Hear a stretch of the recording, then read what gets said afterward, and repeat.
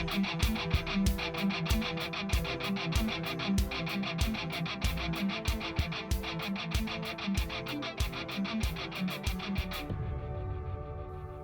day, Dr. Jerome, Corsi's producer, Chris Cordani here on The Truth Central. Welcome once again to the show. Dr. Corsi is on the way back to Ohio as he continues on with his extensive probe into suspicious voter roll algorithms in several U.S. states. This while Ohio has launched an official investigation into the matter. For today's The Truth Central, we're going to take you to a conversation he had recently with Daniel Estulin about this as part of the Real Steel series here on The Truth Central. You can find out more about this effort and how you can help out with Dr. Corsi, Andrew Paquette, and Dr. Graves' investigation as they expose the threat and stop this real steal through the website gods5stones.com. That's gods5stones.com.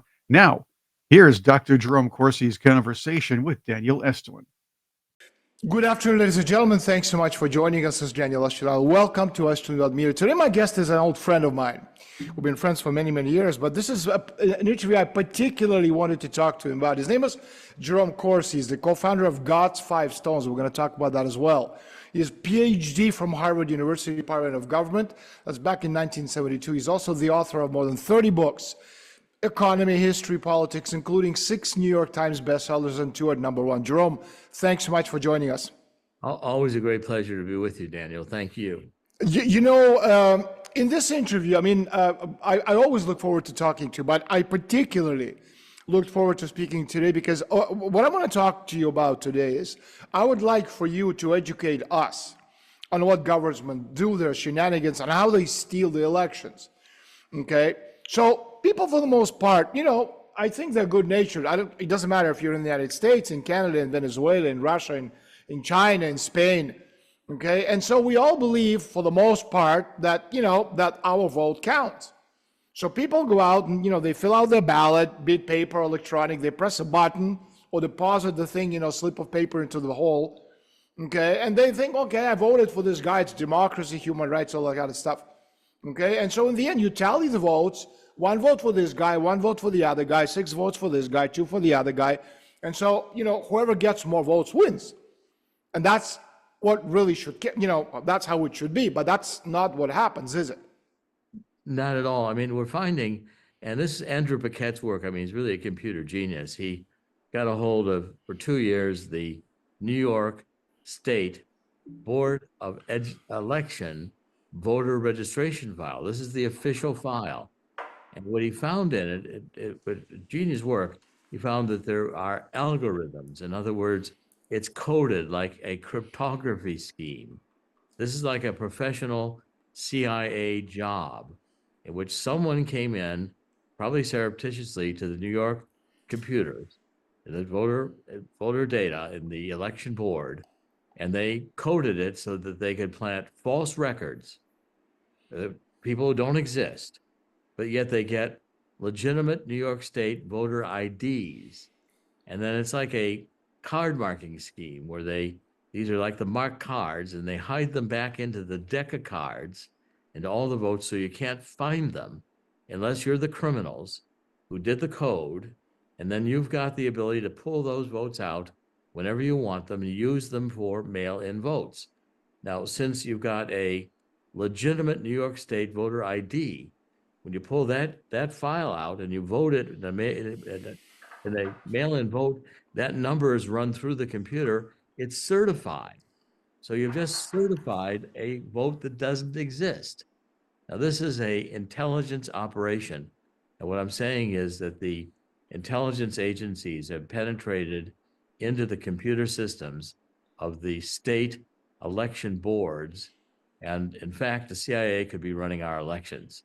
So let me ask you something else, because again, let's take this slowly, because for the most part, for most people, what you're saying is, it's flabbergasted, and also at the same time, it's mind-boggling, because for the most part, people think, well, the Russians stole the elections, the Chinese, some of the Cubans, but but my question is, how do you steal an election, and what's the difference in the way elections are stolen, for example, in countries like Venezuela or France or Spain, the United States, Russia? A few years back, just to give you an idea, I think it was 2015, Okay, Putin's party. Well, they overdid it a bit. When the votes were tallied, they got 150% of the vote. I'm not kidding. I'm not kidding. I'm not kidding. They got 100. I mean, it was embarrassing. Okay, they made some flimsy excuse about somebody didn't read the number right. The one wasn't a one. It was like 150. It was like 51. Anyway, but the point is, we now we know.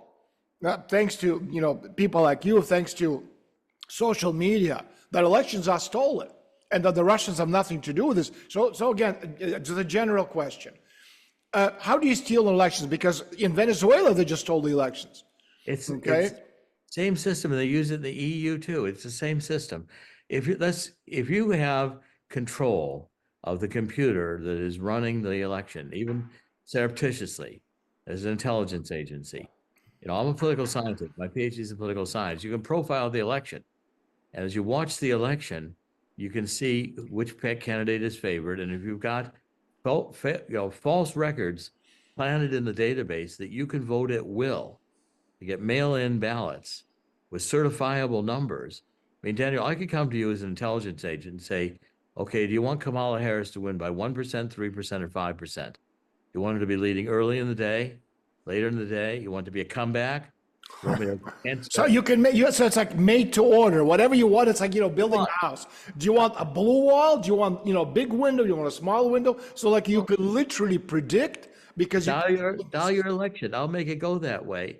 In fact, it's getting so sophisticated, the control of the intelligence agencies over voting, that they could actually run a simulation of the election. And if they don't like how it really voted, they could throw the real votes away and just vote their simulation. And you wouldn't know the difference because they control the computers. They would register their votes and it would look so precise in terms of their voting ability because they're watching it all day long. They're saying, well, Camilla's gaining, she's dropping behind. So let's pull some more of our fake votes with real numbers. Let's get some more mail-in votes and let's mail them in for Camilla and count them, even though they'll count because they're certifiable. We got a legitimate number here, a fake vote. We made the voter up, but now we've boosted Camilla's numbers. We do that all day long. So we can make the election look any way you want it to look, and you'll think you're voting, but you're really in a Truman Show. You're in a play. You're in an act. Your votes are just you think you're doing something of significance, but it's really being thrown away. You mentioned in a recent interview, I was listening to it yesterday, that you were saying that, you use an example of children. You have so many children. And then suddenly when you vote, you find out that you have like, an extra 65 children. And so can you explain that analogy? Because I really liked it. Well, see, what they do is everybody knows their children. My firstborn child was the one born first. Right. My thirdborn child was very good at music. Well, you know which child you're talking about. It was the one born third. Right. Well, the state comes to you, the State Board of Elections, and they say, well, Daniel, I'm sorry, your first child is number 1, but your second child is number 12. And your next child is number 23. And then your next child is number 34 and 45. If your fifth child is 56. So wait a minute, I don't have 56 children. So, well, in our records, there's 56 children in your file. Now, maybe and there's real children numbers. You think your number 1 is 1 and number 2 is 12. Well, there's 10 other kids in there. Now, there may be somebody else's. Where do they come from? I may have taken somebody else's and inserted them in there. And by the way, I made 3 of them up. They don't exist. Because as soon as I separate your order from a natural order and reorder things, see, this is fundamental to card marking schemes. You can't mark a deck of cards from the manufacturer because you take the cellophane off, right, in order. So the first thing you had to do is shuffle the cards. Now you can insert your marked cards and they won't be seen. So I have to say, I'm going to take the people who register to vote, I'm going to separate their voter ID number from the date they registered. So your kids are no longer numbered by how they were born in relationship to other kids. I just separated your kids. But doesn't that raise red flags within the system itself?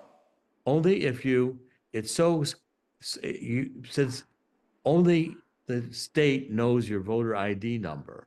And if you know your voter ID number, you don't know how it was derived. You think it may be in relationship to how you register. The state has thrown that data away. And so your voter ID is no longer a function of when you register. It's just a function of the number scheme according to which the state gives you your number. And they separate the numbers in order to get space in which they can put new records, including false records. They've shuffled the cards. So if you say your kids are number 1 and number 2, state says, no, your kids are number 1 and number 12, and there's 11 other kids, they've just given you 10 other kids. Because they've given you 10 other kids, they've made them part of your file, and now suddenly your kids are no longer in relationship to when they were born. So they're totally devoid of reality. So before we continue, ladies and gentlemen, we really need you to sign up to Heskin.media. You're seeing what's going on the world stage.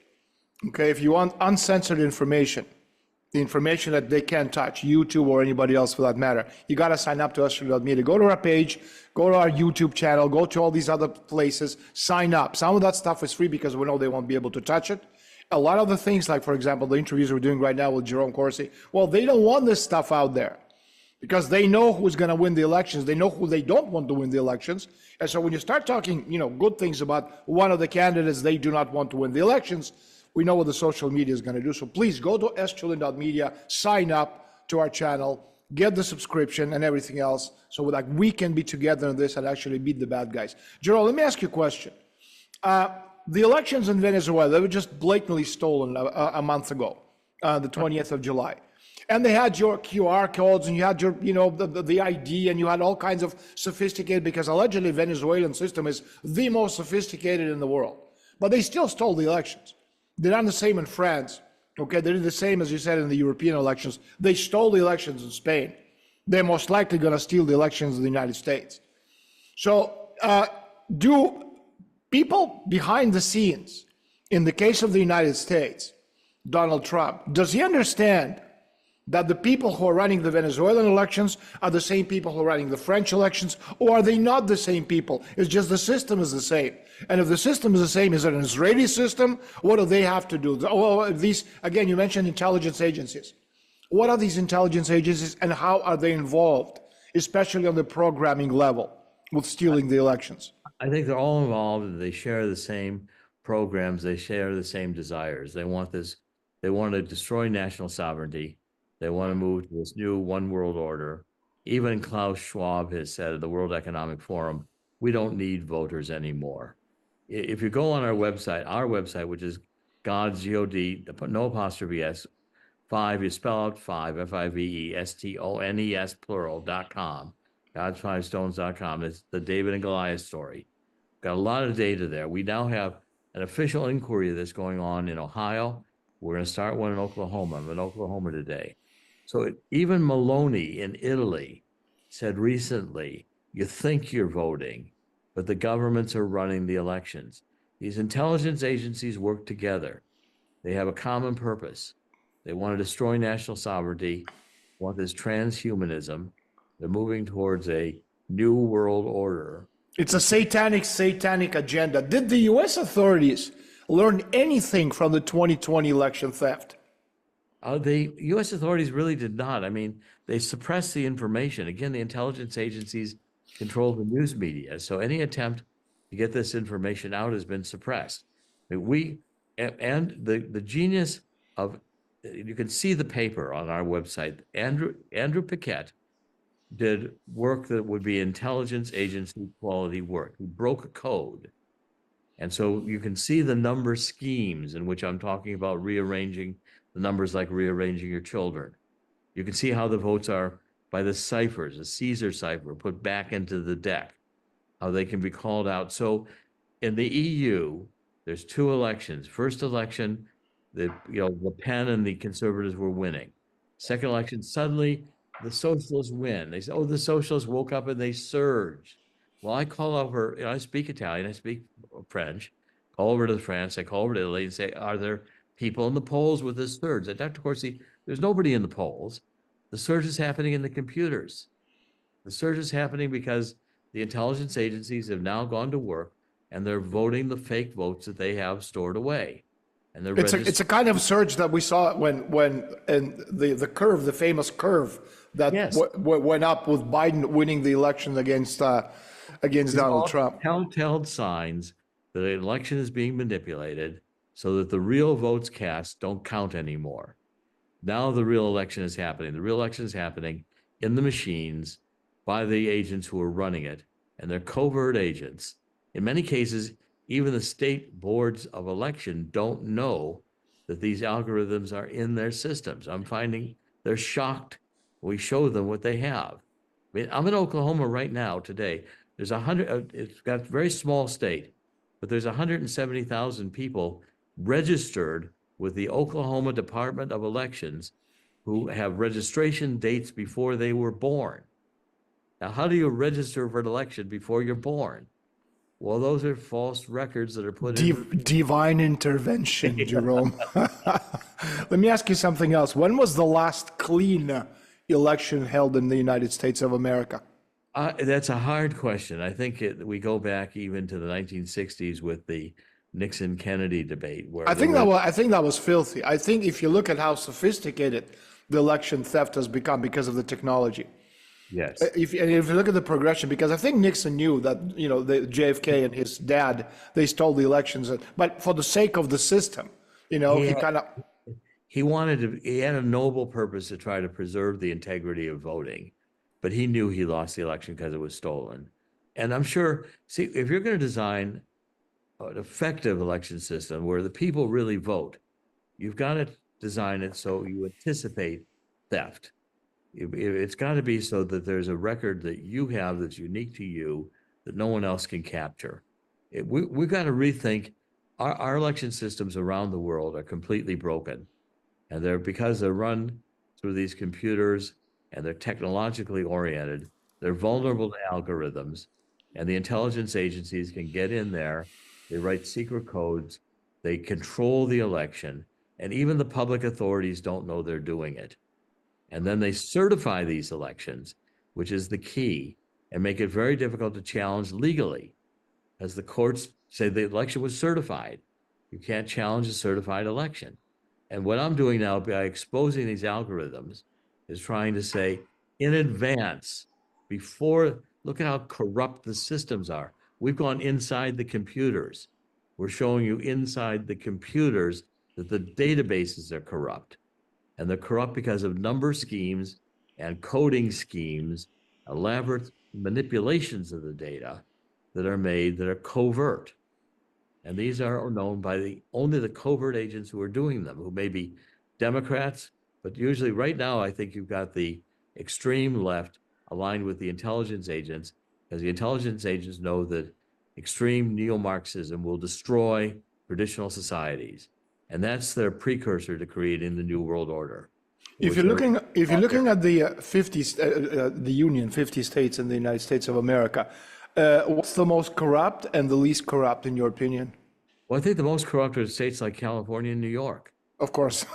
The big cities, most controlled by Democrats, neo-Marxists, and the intelligence agencies are right in the middle of it. I mean, Daniel, you and I have talked for years. The intelligence agencies run the drug traffic, they run pedophilia, and now they're running elections. And so therefore, we are living in a world that's architected not by reality, but by an intelligence agency show, by narratives that are all lies. And they want the perpetual wars.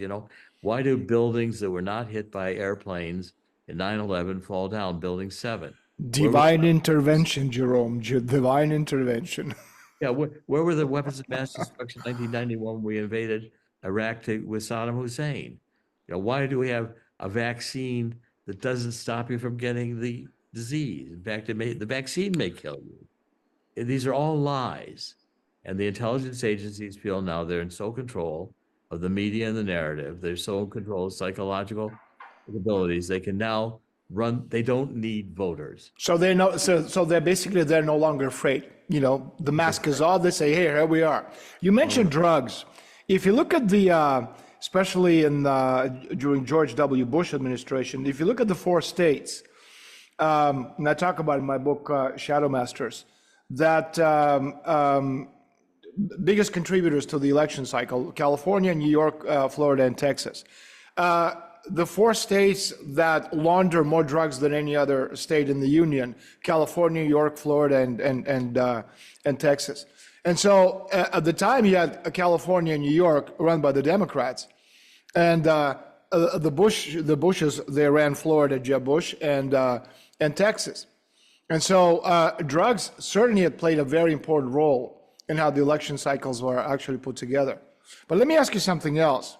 For the theft to be effective, speaking of the election theft, what kind of specialists need to be contracted? Because we can talk about intelligence agencies. You know, it's a big intelligence agencies. It's a big thing. But within the intelligence agencies, you have specialists, people who make these things happen. So what kind of specialists are they going to need to call in? And then how do you ensure their silence? Well, specialists are people like myself. I mean, I'm a political scientist. I mean, I've been in the 1960s when I was an undergraduate. I was a graduate student. And through all those years, I was working with professors to work with television stations and call elections. You learn how to profile an election. Before an election is held, I can tell you if this candidate is, you know, left or right, and they in this precinct they need to get so many votes or they're going to lose. So I can profile the entire election in my computer, simply knowing voting behavior. And how many people vote, how many people are registered, what the profiles are. I can profile an entire election and make it look like the real thing.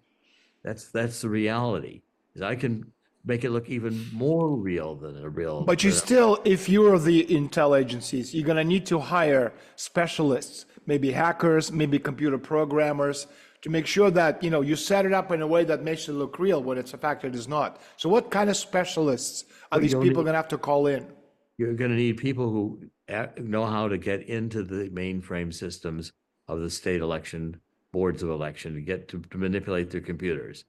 You're going to need people who can watch the profiling of the voting and know how to adjust the dials, to use their fake votes and not use their votes, and to dial in the election the way they want. You need people who are controlling the computer counting systems. This has to go all the way through this corruption has to go all the way through the entire system. But it's like, if we go back to drugs, you can't run international drug cartel without a bank. And Daniel, you'll remember 2011, I caught HSBC doing money laundering with the drug cartels. Billions of dollars in drug money, yeah. Because you can't take a semi-truck full of $100 bills as a drug lord and run around and buy your lunch with, you know, taking $100 bills out of the back of the semi-truck. You got to get the money. So we have corrupt systems now, and who runs the corrupt systems? Well, the banks run the corrupt systems because it's very profitable. And who runs the systems within the bank? Corrupt agents who are part of the deal. You know, we'll pay you extra money. You get a bonus. You get to be part of the cut, but you can't tell anyone. I mean, these systems, including the demonic systems, including the buying into this new world order cult, which is basically demonic, has a lot of rituals to it. Once you buy in, you're not going to buy out, because as soon as you buy in, you're blackmailable. And so therefore and if you've got any predilections, if you like to have sex with children, or you like drugs and you like sex parties, they'll provide you what you want. You're a closet homosexual. I mean, that's how they do. They have files on you, control files. And so once you're co-opted, now you're controlled by this evil. And if the evil is predominant, I mean, our border is open to fentanyl, to drugs, because that's the way the intelligence agencies want it. Very profitable. And also their agenda is to destroy traditional society. You can have anything they tell you. You can have anything you want. Okay? As long as you stay, on this boat, metaphorical boat, you don't get off. You get off, we kill you. you'll end up in the desert somewhere or other. There's no way to get out. Right. They'll drop you somewhere. You're cut off. They'll cut you off in a second, or they'll suicide you. Because you no longer play. You cannot. You're no longer reliable. You can check into this hotel, but you can never check out. Yeah. That's Hotel California song. You can check in, but you can never check out. So let me ask you something else. The elections are coming up in November. Again, it's my second follow-up question was, how do you keep this quiet? Because there's a lot of people involved. And a lot of these people who are involved, especially on the level of programming, et cetera, they're normal people. They don't have any, they're not into drugs. They're not into, perverted sex. They're not into, little boys and girls. They're just normal people. Yeah, they just do their job. But still, there's a lot of people, as you said, it's a top-down structure. It's not like, 10, 20 people you can rely on. There's thousands of people all over the country who are doing this. So how do you keep this secret? Because if one of these people talks, and we know of cases where, again, look at Boeing, the whistleblowers, well, they're dead. But, but still, do you think that the elite is concerned that, somebody's going to talk and this thing is going to come down on them? What we're doing is very disruptive. Publishing this material as I'm doing on this gods5stones.com is very disruptive. But the average person is afraid. Because you start objecting, then the FBI comes at your door and starts raiding you. You start talking about this immediately, you're risking your job. What's wrong with you? Or your bank account, or your credit rating, or they're calling your loan. There's lots of, suddenly your bottom starts falling out, okay? Because you're cut off. We're dependent upon being able to access our credit, access our money. We're dependent upon having a job, and they said suddenly, I want to have a job review with you. I don't think you're doing your job. You're raising questions that don't need to be raised. Don't raise that question again. You want to do this job, or do you want to lose this job? You're going into, don't look at that data anymore. You're raising questions. You shouldn't. That's not your job to be looking. That's a conspiracy theory. Are you a Russian agent? Yeah, we're going to have to look more into your background. Suddenly your wife leaves, takes the children, takes the house, you're living on the street, but, you made a choice. It's always about making choices. And if they get their way, there'll be 15-minute cities, and you'll just be cut off immediately for thinking things they don't want you to think. Okay, so let's extrapolate that. Okay, so the elections are coming up, November 2024. Okay, we have Trump versus Harris. Okay, Harris is a, brainless, degenerate fool, with a cackle. Okay, Trump, he knows what he's up against. He's, he's been there, done that, got the, the fridge magnet, the t-shirt, and, everything. So what are they going to do? Because he knows that, they're going to try to steal the elections. My question to you, first question, do you think they're going to steal the elections, or is the divide between the, the people who are absolutely going to vote for Donald Trump is so large that even trying to steal the elections, there's just too many people voting, too many millions. The difference of people voting for Donald Trump as opposed to Harris, that they say, well, maybe we shouldn't really do it. My goal is by exposing this now, Daniel, before the election, and showing the people the algorithms. And we've got official investigations started. We've got them in Ohio. We've got one going in Oklahoma. We're getting millions of people to take a look at the data and see that this is reality. Okay, they're seeing the algorithms. They're seeing the manipulation. Makes it harder. Okay, makes it harder for them to steal, because once you're told you suddenly what to expect, well, expect that your candidate is going to be doing extremely well until later in the day. Then there's going to be a surge against them. Then they can stop the election. When they start the counting again, your candidate will be losing. These are telltale signs. That's what they did with Trump. That's exactly what they did. And the thing is that I think what most people don't understand, and correct me if I'm wrong, Jerome, you don't need, people are saying, well, there's 300 or 200, whatever, million people voting. You can't control 200 million votes. I don't think you need to. You need to control key states or key areas within these states that make a difference. Am I right? The cities. You control the cities. You control most states in the country, United States. You control the cities. The Democrats control the cities. And this new world order crowd controls the Democrats. This critical race theory is just a transitional stage to destroy traditional values before this new world order totalitarianism. And what we're seeing is, if people are aware of it, it's like the Truman Show. Once you realize that you're not This isn't real. Yeah. isn't real. So it's hard to put that back together again. In other words, if people see the reality, and it's ancient, the truth is what sets you free. When people see the truth and they realize they've been lied to, the lie loses its impact. So the truth is what we're after here, to get people to see it. You know, Lyndon Johnson said it the best way ever, very crudely. He said, don't tell people the guy's a bank robber. Show people the guy robbing a bank. They'll figure it out themselves. So I'm showing you the intelligence agencies stealing elections. Once you see it and you see how they do it, you see the algorithms, you see the papers. We've got it all, and that's gods5stones.com. You see it. Now you can't believe the illusion anymore. You know, I didn't have to tell you this. You see them stealing elections. You realize your vote means nothing. And suddenly the reality hits you and you can't be deluded any longer. So Fundamental here. So Trump knows that this thing is real. What are they doing? Because again, the point, like for example, in Mexico, just had an elections about a month and a half ago. Okay, Claudia Sheinbaum, the same political party, Morena, as the current president. Well, there's a huge difference. There's like 16 or 17 million vote difference between her and the opposition. Okay, but in Trump's case, he knows that, you know, if in a real election, okay, he would win, maybe a landslide. But what are they doing, knowing that the elections could be stolen? Well, I think that now there's an army of people going into watching the polls. There's an army now of people being mobilized in Ohio and Oklahoma who are saying, we know this was stolen. We know it, okay, Oklahoma. So the recount going on of a Tulsa mayor right now.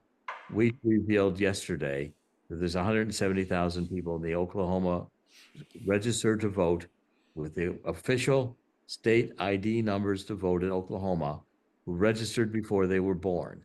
We have their names. If those people voted, we're going to find out about that in the recount that's going on, and we're going to challenge people. How is this registration legitimate? This person was registered before they were born. So throw this one out. In other words, we're going to start challenging things. We're going to start utilizing this data to go in and say, you cannot fool us any longer. We know which ones are false. We are detected the fraud. We see that you're a bank robber. You're not getting out of here with the cash. We're going to catch you. Do you think Trump is willing to, because again, the question is back in 2020 when the elections were stolen, okay, had Trump been, because, I think Trump is a charlatan. I mean, I wrote a book about it, In the Shadows of the Presidency, and I prefer Trump win, and I think Putin is, him saying that, his favorite is Kamala Harris. It's tongue-in-cheek thing, and Trump understands it very well. It's a grandmaster move. But the point is that, had Trump been a real leader back in 2020, with a flag in hand, he would have said to the barricades, we're going to take our country back. And so the United States would have, been in the throes of the Civil War in November, December 2020. And that would have, and about a year and a half later, they would have come out on the other end of the war, having won that war against the Democrats, the liberal Satanists. And the United States still would have come out number one in the field of technology and politics and et cetera, et cetera. But they didn't do that. So these lost 4 years, that's a big gap because a lot of the other countries, the Chinese, the Russians, the Indians, Iran, et cetera, okay, they've moved forward. And so they're catching up to the United States. The thing is, what I'm asking really is, does Trump realize that if they're going to steal the elections again, and this may be the last elections in the history of the United States, with all the illegal immigrants coming into the country, is he prepared to say, we're not going to do this anymore, okay? Let's get this done. Okay, let's duke it out. Civil war. I think the first time Trump was naive, and he didn't really. Do you really think that? I mean, this is a guy who's been around the block more than once. No, I know. I've known Trump for a long time, and Trump trusts his organizations. He trusts the people. But my first rule in Washington, D.C., I will tell you two things. Number one, my rule is anybody talks to you, you assume they're lying. You don't lie if they're lying. That's rule number one. My rule number two is the only solution that will move the entire bureaucracy, including the Department of Justice and the CIA, to Death Valley and they can have all the solar and wind they want. Let them move to Death Valley. It's the only way to get rid of them. You've got to massively get rid of this bureaucracy. Well, that means civil war because there's no other way to do this. Whatever it takes, the people have got to say, we're not funding it anymore. We're not funding our destruction. We're done with this. The people have got to understand that if they're going to be sovereign, if they're going to raise their state, their children, and not have their children taken away by the state and made into sexual monsters. Right. They're going to believe in God and fight for God and not see themselves be living in hell on earth. Then we must say to this deep state, we're done with it. The only resistance here is the refusal to go along with it, the refusal to play. We're taking our children out of the public schools. Public schools can collapse. We don't care about the teachers union. Let them go bankrupt. Let the cities go bankrupt. Let's go through refusal to participate. And it's getting to that point. Because if people realize what the consequences are here of participating, eventually people are going to realize you're not going to take my child and make my child into But Jerome, to mobilize, sorry to interrupt you, but I totally agree with you. But to mobilize a 300, how many are you there? 350 million people, or even half of that population. People who are used to a sedentary lifestyle. One of the reasons you have so many fat people in the United States because fat people don't do much. They're never going to protest. They're never going to go out and, demonstrations because they're fat. They're going to sit on the couch. And this isn't me saying it. This is a Tavistock Institute, manual. And so how do you get these people to say, screw you, this is do or die? The odds are all against us. The way to play, the odds are we lose. The only, and this is to me one of the things I think about the human character. And in the end, God always wins. I believe we do have a divine soul in us. We do have God awareness in us. And for some point or other, I don't believe that God created this to fail. So at some point or other, when enough people resist, I think God will intervene and does intervene. And the remarkable changes can occur. They have occurred in history before, where people who had no history of rebelling or had no history of changing governments or no history of resistance. This all needs to be thrown out. And when people decide they've had enough, at some point or other, some switch goes off, and people decide that they're done with it. I'm seeing today millions of middle-class people getting involved and turning off the mainstream media, not watching it anymore, not believing the mainstream media news, and seeing the truth. So it comes down to the fundamental point that I have confidence, and maybe it's misfounded, that in the final analysis, the human spirit is not going to be crushed by totalitarianism. Because I think within us, we have a God soul that fundamentally says no. Now, at that point, we're likely to lose. We're destined to lose. But, at Valley Forge, we were destined to lose. We're destined to lose as a human species millions of times, many, many, many, many times. Hitler should have won World War II. One or two moves different and he'd have won World War II. Wouldn't have taken a lot. Okay, but he lost. At some point or other, the human spirit, I do not believe that this is our final destiny, because I think at some point or other, the resistance takes hold and the tide changes. Now, that may be ill-founded. I don't think so. I totally agree with you. My question is do you think Trump is an ideal leader, to lead the United States into a new world? Not new world order, but into a different world. Isn't going to take, first of all, Trump symbolizes a movement. Okay, and it's the movement that's important. It's the movement that's important. Trump himself is a human being. He's got his limitations. I've known Donald Trump. Donald Trump is a remarkable human being, but he often trusts his people around him too much. And that was his downfall, back in 2020. Yeah. And my advice to him back then was, get rid of Kushner, get rid of all these people. And I think he's closer to that realization today. But we can't rely on any one person. This has got to be something that develops in the human spirit. where we fundamentally each understand and realize that we're in charge of our own destiny. But Just we like still need to others, galvanize. You need to galvanize that. You need a Joan of Arc to galvanize a movement. you're leading, I'm leading this thing. There's millions of us out here now. You know, we're getting increasing numbers of people who are saying no. We're willing to say we refuse to participate with this. We refuse to allow this to happen. And this is a movement that's going around the world. I've created the Anti-Globalist Alliance. I've written a book called The Anti-Globalist Manifesto. I'm just beginning to publicize it. And that book is saying, ending the war on humanity. You know, it's the writing. When Thomas Paine, you know, wrote about winter soldiers, and he wrote about, you know, the one or two writings can change the world. One or two sentences can change the world. And so therefore, the resistance, the saying no, as more people join that in their daily lives and participate and say individual decisions. I'm not going to go to this store. I'm not going to buy these brands. I'm not going to have my kids go to this school. I'm live in this community. You know, I'm not going to vote for this person. I'm going to contribute to this cause. There are millions of decisions going to be made. Do you think patriotic Americans are willing to die for the cause? I think in the final analysis, we may have to be willing to die for the cause, because the choice is going to be nuclear war, and they'll kill us all anyway. These people are destructive. They believe they're depopulationists.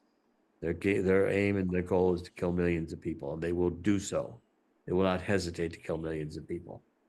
And so therefore, once we realize that, what's at stake here is survival. What's at stake here is the fundamental right to live freely, not in a 15-minute city.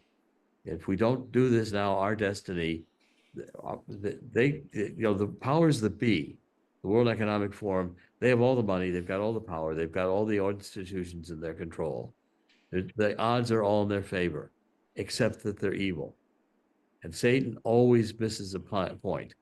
So he wants to depopulation us. Well, he refused beforehand to get the agreement of billions of people that we wanted to be depopulationized. I don't want to be euthanized. I don't want to be. I have two questions I want to ask you. One, I want to ask you, the last question is about God Five Stones. But before that, I'm going to ask you a really stupid question. Why don't they go back to voting the old-fashioned way, piece of paper and a pen? Well, you know, I think that's a good idea, Daniel, but it's more complicated than that, because even those can be corrupted. You know, we're going to a society here of from 150 million people in my lifetime to 350. I remind people that a difference in size mathematically is a difference in phenomenon. So take a bumblebee and to make it 10 times bigger, it doesn't fly. You know, the aerodynamics of a modern international super airliner is fundamentally different than the Wright brothers. We're going to have to re-engineer our whole concept. Elections around the world are so broken. The old World War II term, they're FUBAR. They're so broken, they cannot be repaired. We've got to start over again.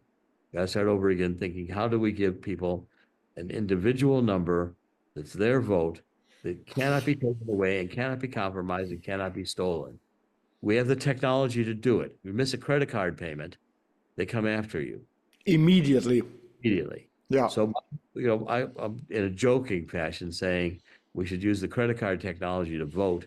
We should use the voting technology for credit cards. Hope God hears us. Jerome, we have enough time for one last question. Tell us, please, what's God's Five Stones Foundation? What can we do to help? And anything else you want to promote? Well, God's Five Stone, it's G-O-D, no apostrophe, G-O-D, no apostrophe S. You spell out five, F-I-V-E. Stones is plural, S-T-O-N-E-S, God's5stones.com. Foundation is dedicated to producing integrity in voting. It's revealing this New World Order ideology for the evil that it is. And Daniel, you and I have been on this for decades. We've known each other for decades in this Right. fight. Back to the Bilderbergers, when you were early on to it, and I was early on to it. We fought this battle for decades. We're far more advanced in educating the public than we were when we first met 20 or 25 years ago. Exactly. And we have audiences today that are, so contribute, even $5, $10 help. Just go to our website and get the content. Get the content down and share the content with others. I'm going to be doing more in this coming year to advance these whole ideas, to try to figure out an international solution to allow people to vote legitimately. And there's got to be one, because we've got to take the technology out of the hands of the demon criminals. You let Satan run things, it's going to be the kind of mess we've got. Right. Got to send Satan back to hell. Knowledge that this is a spiritual war we're fighting. And the spiritual war can only be won by going back to fundamental values and, going back to God and going back to the realization that we are all mortal. We all live in this small little planet, like John Kennedy said, my book, The Final Analysis on the Kennedy Assassination. And, we all want to die cherished by our children and grandchildren peacefully in our beds. That's a human desire around the world. These demons want perpetual war. They want perpetual disease, a perpetual famine. They want perpetual control, and they should be sent to perpetual hell. We do not need these people in charge. We need to reject them. And I see signs when I see Maloney saying, that the governments are not run, the intelligence agencies are running the elections. The message is being heard. When people hear it, they awaken up, their minds waken up. I just trust in God that we will have a great awakening, and that we will have a great awakening that could be a new time in human history where we understand the power of delusion, the power of lies, the power of control, power of people who want to have a small group. We're the Nazis and we control everything with the multinational corporations. Well, it's the same thing Klaus Schwab wants today. Right. These people need to be sent to hell. We need local control, anti-globalism. I want an anti-globalism movement to sweep the world. That's my goal for the rest of my life. Jerome, thanks so much for joining us. We're going to have you back before the elections. It's always a pleasure. And count on me for anything you need and want. Take good care of yourself. God bless you, Daniel. God bless all you've done over the years. Likewise. Bye-bye. Bye-bye.